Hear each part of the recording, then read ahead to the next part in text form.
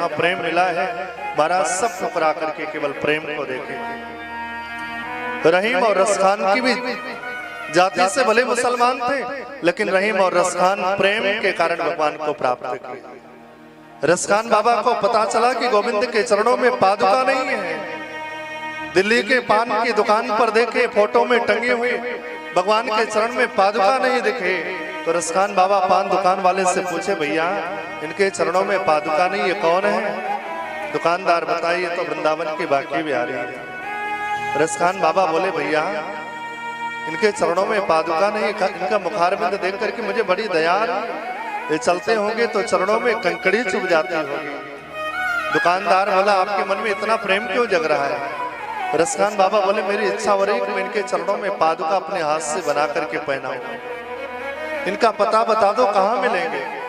दुकानदार बताए कि वृंदावन चले जाओ, बाके बिहारी के मंदिर में जाओगे तो वहां मिल जाएंगे श्री बिहारी।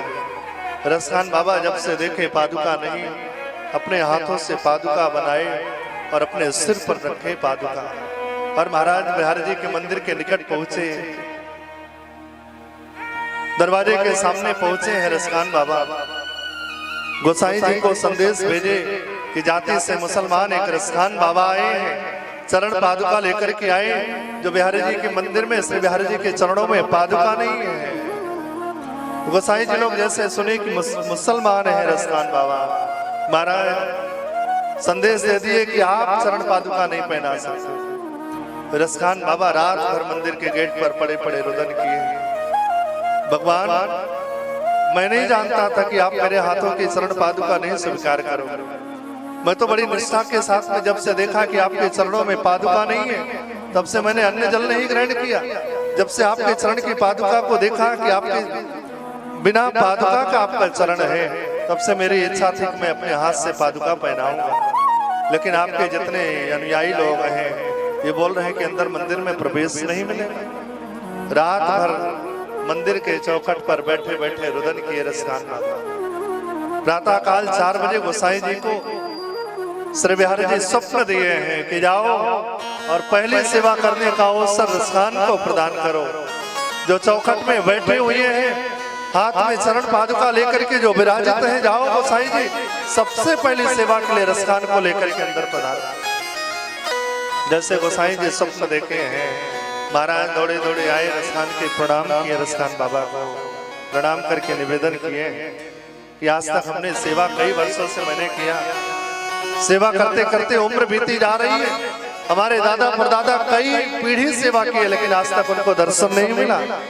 लेकिन आपकी कृपा से आज हमें रात में स्वप्न में दर्शन बिहारी जी का मिला है, और स्वप्न में आकर के हमको संदेश दिए कि जाओ जो रसखान हमारे भक्त चौखट पर बैठे हैं चरण पादुका लेकर के उनको बुला के। मेरा जीवन धन्य हो गया बाबा, मैं क्षमा चाहता हूँ कि मैं अज्ञानता के कारण मैं आपको बोला कि आपके हाथ की पादुका बिहारी जी नहीं पहनेंगे। और महाराज जब से मैं स्वप्न देखा हूँ व्याकुलता छाई, आप चलो। स्वागत करके रसखान बाबा को अंदर लेकर के गए और रसखान बाबा अपने हाथों से चरण पादुका पहने। ध्यान देना, ये भारत भूमि में कहीं जाति का बंधन नहीं था, वर्ण का बंधन था।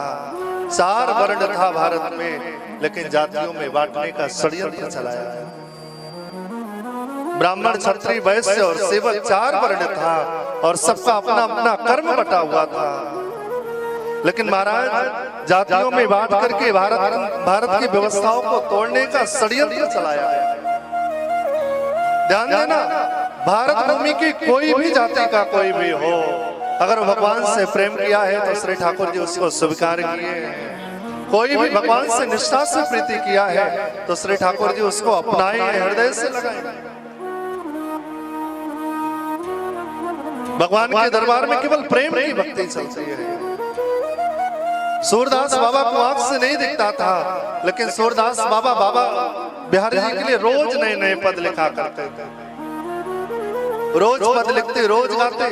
गोसाई जी लोग जितना श्रृंगार करते सूरदास बाबा उसको पद में वर्णित करते। तो एक दिन गोसाई जी लोग सब सूरदास बाबा की परीक्षा की तैयारी किए। बाबा तुम रोज पद लिखा करते हो, हम लोग जो श्रृंगार करते हैं उसको आप बिना देखे लिख देते हो, आपको परीक्षा देनी पड़ेगी। सूरदास बाबा सोच में पड़ गए, कैसी परीक्षा दूं मैं, दिखता तो कुछ नहीं है। गोसाई लोग सब बोले बाबा कल आपको परीक्षा देनी पड़ेगी, बिहारी जी के स्वरूप के बारे में आपको बताना पड़ेगा, स्वरूप कैसा है।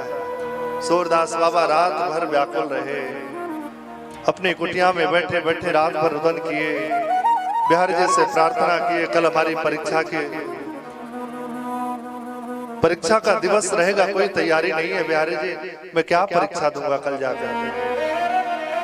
रात भर चिंतित रहे और प्रातः काल का समय हुआ, ढिंडोरा पेट करके भरी सभा के आगे सूरदास की भक्ति की परीक्षा के लिए बुलाया गया। सूरदास आओ, आज तुम्हें भक्ति की परीक्षा देनी है। और सूरदास बाबा का जब नंबर आया, बुलाए हैं गोसाई जी लोग, सूरदास बाबा मंदिर में प्रवेश किए। भोर काल का समय था, गोसाई जी लोग पूछे बाबा आज तुमको बताना होगा, तुम रोज पद लिखते हो ना, आज बताना होगा कि भगवान का श्रृंगार कैसा है।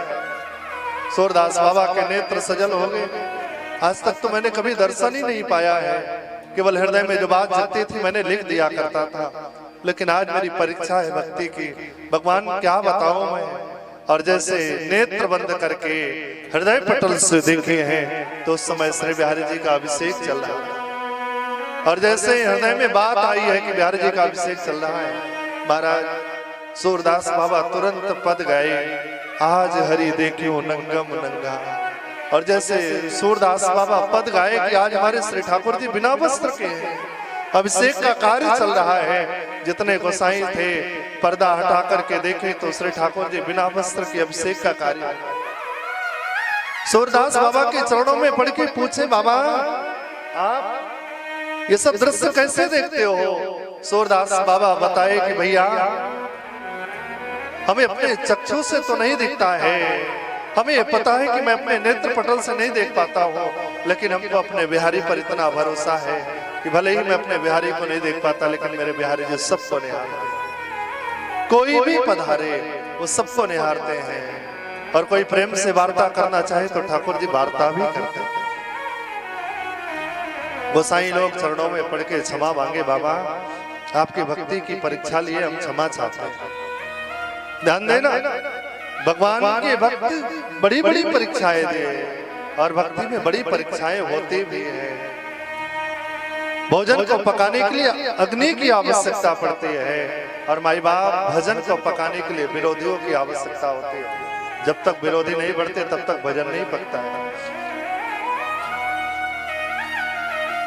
इस भारत भूमि में ऐसे कई संत बहे जो बड़े प्रेम के साथ में ठाकुर जी को प्रेम से रिझाए। बिना प्रेम रिझे नहीं नटवर नंद किशोर। जहाँ प्रेम है वहाँ ठाकुर जी है, जहाँ प्रेम है वहीं पर बिहारी जी का मंदिर है, जहाँ प्रेम है वहाँ पर श्री ठाकुर जी का भोग प्रसाद है। जिस संपत्ति में बिहारी जी के लिए समर्पण भाव है, वो संपत्ति श्री ठाकुर जी की सेवा में समर्पित हुई है। प्रेम की पराकाष्ठा श्री ठाकुर जी देखते। माँ देखी है भगवान के स्वरूप को देखिए तो भगवान है। माँ बोली बेटा तुम भगवान हो। ठाकुर जी बोले नहीं नहीं माँ मैं भगवान नहीं हूँ,